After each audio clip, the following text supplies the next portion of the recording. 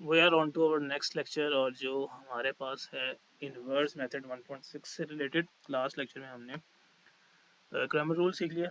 अब हम जो है इनवर्स मेथड सीखने वाले हैं। So without any time wasting, moving on to और क्वेश्चन नंबर 1 जो मैंने यहाँ पे आपको मेंशन किया हुआ है। मैं सेम ही क्वेश्चन सॉल्व कर रहा हूँ, उसने भी ऐसे किया हुआ है कि एक ही क्वेश्चन दे के वो कहता है इसको दोनों मेथड से सॉल्व करो।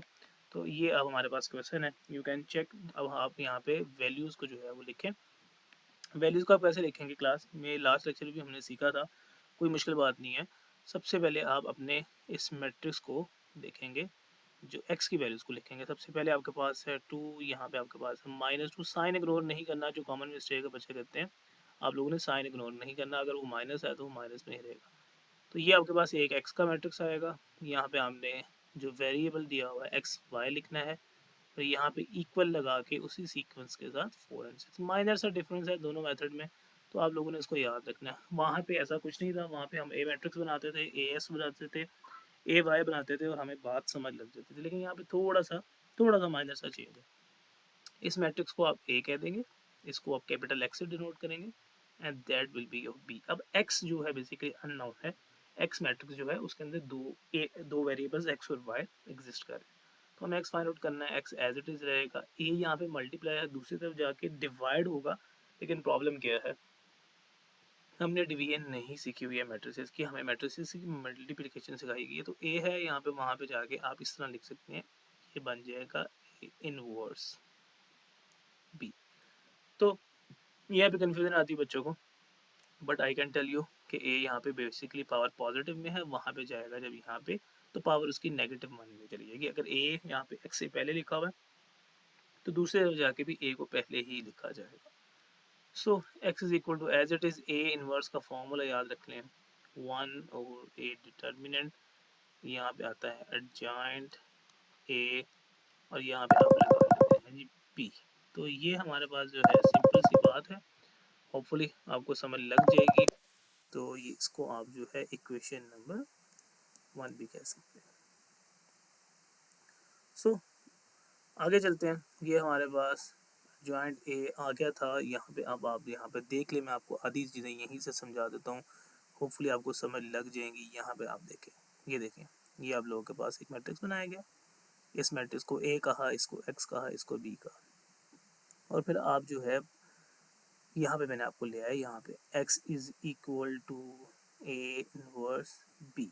यहाँ पे दो चीज़ें आपको चाहिए हैं। प्रॉब्लम क्या है कि आपको एडजॉइंट चाहिए और आपको डिटर्मिनेंट चाहिए। तो मैं आपको डिटर्मिनेंट तो यहीं से एक्सप्लेन कर दूंगा। लास्ट लेक्चर में हमने सीखा था, ये मेरे पास ए का मैट्रिक्स है। डिटर्मिनेंट लेने के लिए आप उसके डायगोनल एंट्रीज को मल्टीप्लाई करते हैं और नॉन डायगोनल को मल्टीप्लाई करते हैं। तो हमने यही करना है, डायगोनल और नॉन डायगोनल एंट्रीज को मल्टीप्लाई किया यहाँ पे, और ए का डिटर्मिनेंट मेरे पास क्या आ गया, 10 आ गया। अब दूसरी चीज़ जो चाहिए वो है हमारे पास एडजॉइंट। एडजॉइंट कैसे लिया जाता है, ये बच्चों को अक्सर कन्फ्यूजन रहती है। तो इसको मैं थोड़ा सा एक्सप्लेन कर देता हूँ। बेसिकली इसको सिर्फ याद ही रखना है। एडजॉइंट लेने के लिए हम करते क्या है, एडजॉइंट लेने के लिए हम यहाँ पे ऐसे करके लिख लेते हैं, एडजॉइंट ए एक स्टेप में ले लिया जाता है। जब आप एडजॉइंट ए लिख लें तो आपने एडजॉइंट ले लेना है, फिर आपने और कोई स्टेप नहीं करना। तो आप डायरेक्ट एडजॉइंट उसका ले लें। एडजॉइंट कैसे आता है बच्चों, याद रखो बात, ये डायगोनल एंट्रीज, ये जो डायगोनल एंट्रीज है इनकी आप जो है जगह को प्लेस करते हैं। वो भी 2 है, डायगोनल एंट्री यहाँ पे भी 2 है, और नॉन डायगोनल एंट्रीज के साइन चेंज करते हैं। यहाँ +2 हो जाएगा, यहाँ पे आपके पास -3 आ जाएगा। तो ये थोड़ा सा मैंने रफली लिखा, होपफुली आपको बात समझ आ जाएगी, ज़्यादा बुरा ना लग रहा हो। स्टिल जो है यहाँ से हम इसको जो है बता देते हैं। एडजॉइंट ए आपको दोबारा यहाँ से हम समझा देते हैं। तो ये आपके पास जो है एडजॉइंट ए हुआ है, और एडजॉइंट ए के लिए क्या किया गया, दोबारा से आप देख लें, मैंने आपको बता दिया। डायगोनल एंट्रीज की जगह पर प्लेस करें, नॉन डायगोनल एंट्रीज के साइंस को चेंज करें, you will get your answers. अब आगे हम आते हैं वापस अपने क्वेश्चन में। X as it is, 1 as it is, determinant में आया था 10।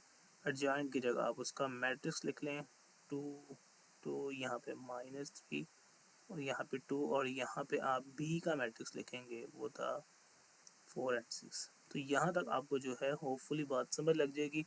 उसके बाद अब आपने करना क्या है, उसके बाद आप करने वाले हैं इनको मल्टीप्लाई। 1/10 तो एज इट इज चलेगा, और बाकी को मल्टीप्लाई किया जाएगा। अब यहाँ से बात आपको ट्रिकी है थोड़ी सी, यहाँ से अटेंटिवली बात को फोकस कीजिएगा, होपफुली आपको बात समझ लग जाएगी।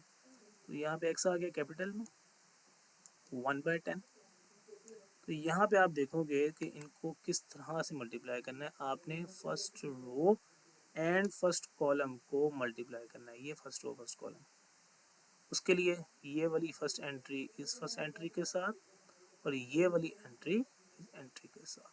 तो ध्यान से देखेंगे आप लिख सकते हैं 2 इंटू 4, सेंटर में हमेशा प्लस, और यहाँ पे 2 इंटू 6 आ गया। और अब आपने यही सेकेंड रो को इसी सेकेंड कॉलम के साथ दोबारा फर्स्ट एंट्री -3 इंटू 4 एंड यहाँ पे 2 इंटू 6 आ गया। ओके, तो इसको सॉल्व कर लें। x एज इट इज यहाँ पे आएगा 1/10। यहाँ पे आप इसको सॉल्व करें, 2 4 8, पूरा आंसर आ जाएगा 20। यहाँ पे आपके पास आ जाएगा 0। इस x की जगह आप इसको मैट्रिक्स फॉर्म में लिख लें, यहाँ पे आ जाएगा xy। यहाँ पे आपके पास जो है 1/10 की फॉर्म है, इसका मतलब 10 जो है वो अंदर डिवाइड होगा। आप इसे लिख सकते हैं 10 divided by 20 divided by 10, 0 divided by 10, और ये आपके पास आंसर आएगा 2, यहाँ पे आएगा 0। और अगर आप कंपेयर करेंगे तो x is equal to answer 2 and y is equal to answer 0। तो ये सारी बात थी, x इज इक्वल टू आपके पास 2 आ गया, y इज इक्वल टू आपके पास 0 आ गया। इससे ज़्यादा इसके अंदर कुछ नहीं था। अगर आप इस क्वेश्चन को देखें, जब हमने इस क्वेश्चन को क्रैमर रूल से किया था तब भी हमारे पास इसका आंसर सेम आया था, और अब भी हमारे पास इसका आंसर सेम आ रहा है। होपफुली आप लोगों को इट विल हेल्प, आप लोगों को बात समझ आ गई होगी।